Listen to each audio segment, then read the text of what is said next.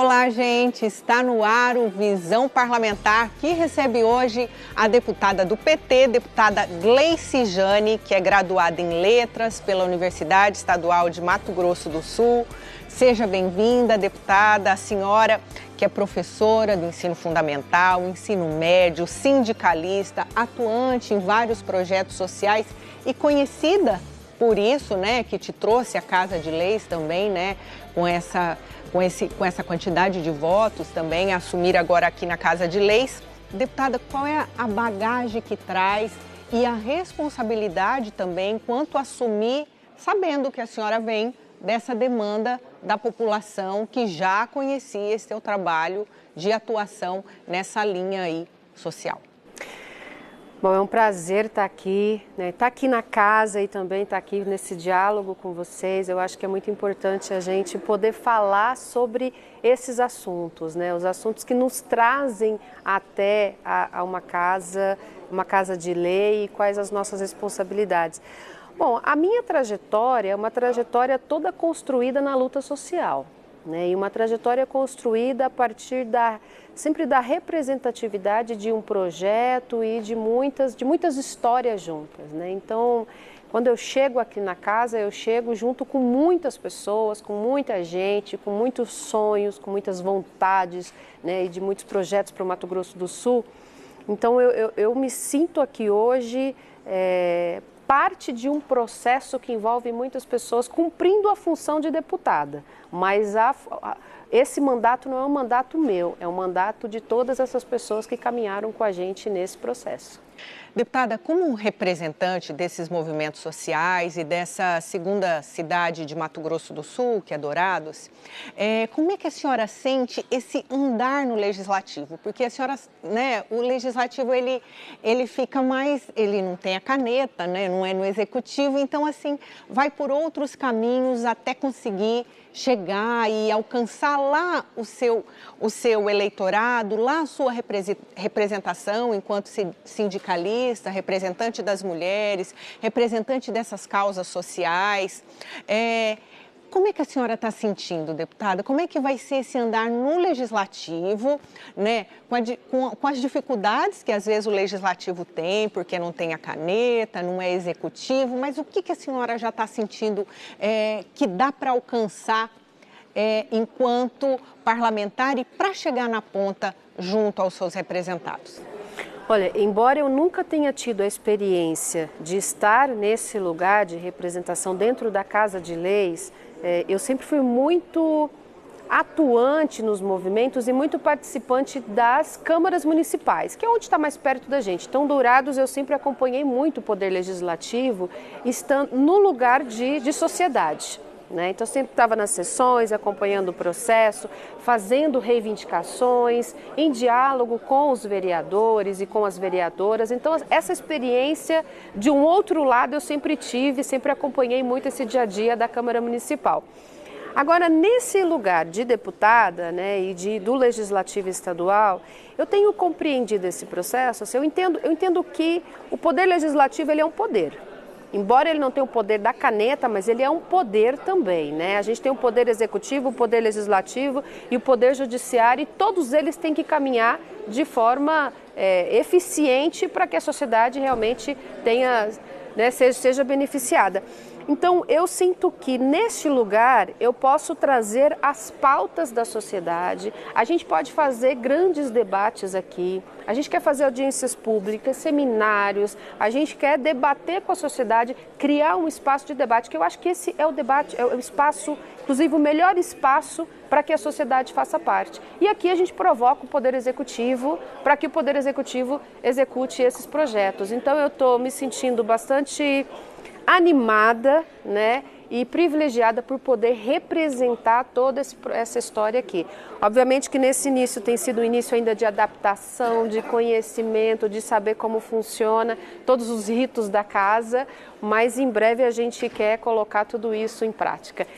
Deputada, a responsabilidade deve aumentar um pouco mais enquanto saber que Mato Grosso do Sul tem altos índices, né, de violência, de feminicídio. como membro da Comissão em Defesa das Mulheres, né, da Comissão Permanente de Combate à Violência Doméstica e Familiar, o que a gente pode esperar do mandato, deputada? Quais são as demandas que já estão vindo, que a senhora já tinha, né, enquanto até candidata, já que Mato Grosso do Sul tem esse alto índice? Lembrando que também durante a audiência pública foi muito falado, enquanto a ministra estava aqui, que Mato Grosso do Sul tem um alto índice por conta que também temos onde registrar, as mulheres procuram ajuda e é muito bem divulgado os canais para que as pessoas sejam alcançadas, né? Tem uma rede de apoio, já alguns estados parece que não tem essa violência, mas às vezes não tem nem o alcance das pessoas. Então, Mato Grosso do Sul tem esse registro. Qual é a demanda, deputada? As demandas são gigantes. Assim, durante o processo da campanha, eu fiz esse exercício de dialogar muito com várias pessoas em vários municípios. E a pauta da violência contra as mulheres e contra as crianças foi gritante, né? Então, acho que essa é uma pauta que a gente vai ter que trazer isso com muita seriedade para dentro da casa e por meio desse debate, trazer o Poder Executivo, a gente poder dialogar com a sociedade, a gente construir mais elementos de proteção às mulheres, né? Há uma reclamação muito grande das mulheres também em torno de o Estado não tem protegido o suficiente as mulheres. As mulheres ainda têm medo de fazer uma denúncia, né? Então, mesmo aqui no Mato Grosso do Sul, onde a gente tenha já alguns segmentos, né, e instituições e uma delegacia da mulher que esteja funcionando, mas a delegacia da mulher, por exemplo, não funciona 24 horas. Então, ela precisa funcionar para atender, porque o índice de violência ele é maior no final de semana, né? Então, justamente no momento em que a mulher mais precisa, a delegacia está fechada.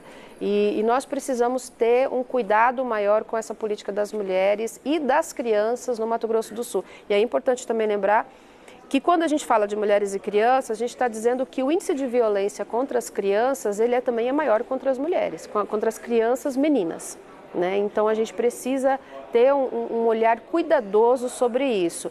Acho que no Mato Grosso do Sul merece... a gente tem aqui no Mato Grosso do Sul a primeira Casa da Mulher Brasileira, e não foi implementada aqui à toa, é justamente porque nós temos um alto índice de violência contra as mulheres, mas na região de Dourados a gente tem uma demanda urgente e precisamos construir isso com o governo federal, governo estadual, governo municipal, né? Um espaço, não sei qual o nome que nós vamos dar. Nós já tivemos uma casa-abrigo em Dourados, que o prefeito Tetila instituiu justamente por uma necessidade do movimento de mulheres. Era uma casa que tinha apoio municipal e estadual, e eu penso que nós precisamos retomar essas políticas e garantir que as mulheres de fato sejam protegidas, tanto protegidas na sua denúncia, como efetivamente protegidas, né, após essa denúncia, e que tem um acompanhamento dessas mulheres, porque hoje elas reclamam muito de que o Estado não dá essa proteção e muitas têm medo de fazer essa denúncia. Deputada, já que sua formação também na área da educação, a senhora acaba assumindo ali na Comissão de Educação, Comissão Permanente de Educação. E crianças também já é uma demanda que a senhora recebeu. Que bom que a senhora, junto nessa comissão, que acaba muitos projetos passando, né, para votação também na comissão, é isso? Com certeza, a educação para a gente vai ser um desafio grande e sobre essa questão da violência e educação, acho que é até importante a gente dizer, né, nos últimos dias a gente ouviu muita preocupação sobre a violência nas escolas e é importante a gente dizer que a escola é um lugar seguro. Porque a escola é um lugar onde a gente recebe muitas demandas de violência contra as crianças, a escola acaba fazendo todos os encaminhamentos de proteção às crianças, né? Então a escola é um lugar seguro, ela é um espaço que sempre fez o enfrentamento à violência e que tem dado essa segurança a crianças e adolescentes.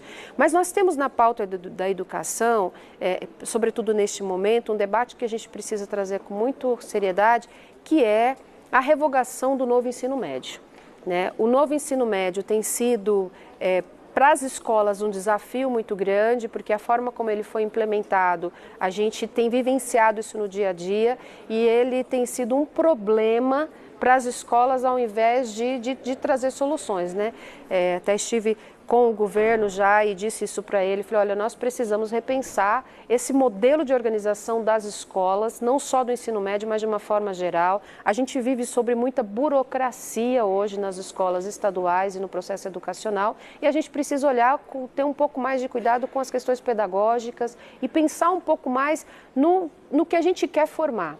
A educação forma, a educação transforma, a educação é por meio das escolas que a gente forma profissionais, que a gente cria o futuro do estado do Mato Grosso do Sul. Então a gente tem que olhar para a educação olhando que futuro a gente quer e como a gente quer essas escolas nesse momento. Então acho que para a Comissão de Educação a gente vai trazer debates muito importantes nesse sentido. Já há uma organização assim nacional, deputada, em torno desse novo ensino médio, das secretarias de educação discutirem e chegar nacionalmente essa questão do novo ensino médio? Na verdade, esse novo ensino médio, a gente já viu uma organização desde a criação dele, né? E nós, os professores, as professoras das escolas, nos espaços que nós fizemos debate, nas audiências públicas, naquele momento, nós sempre nos posicionamos contra.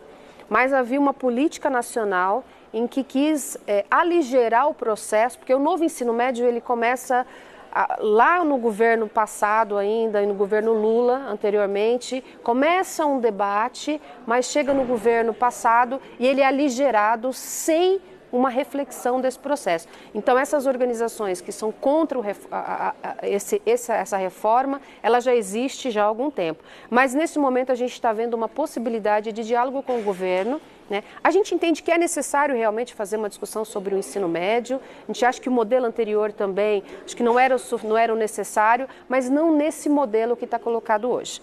Esse modelo atual, ele esvazia o conhecimento, ele enche os alunos de tarefas e de atividades, mas não tem um objetivo de formação científica e de formação intelectual desses alunos. Então a gente vê isso com muito prejuízo da forma como ele está sendo colocado hoje. E às vezes também para o corpo, da escola, corpo docente, porque o professor também, acaba tendo uma demanda quanto a esse novo ensino médio.